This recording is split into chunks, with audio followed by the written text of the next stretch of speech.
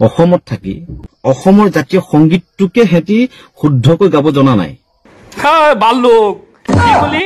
নিয়াই জাতীয় সংগীত গাব নোৱাৰে এয়া চা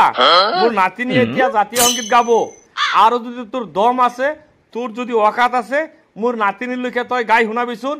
আৰু মোৰ চ্যালেঞ্জটো তুই একসেপ্ট কৰিবি নাই তই জাতীয় সংগীতটো ইমান ধুনীয়াকৈ গাই শুনাবিচোন তোৰ যদি দম আছে বাল্লুক কৰবাৰ শুনি থাক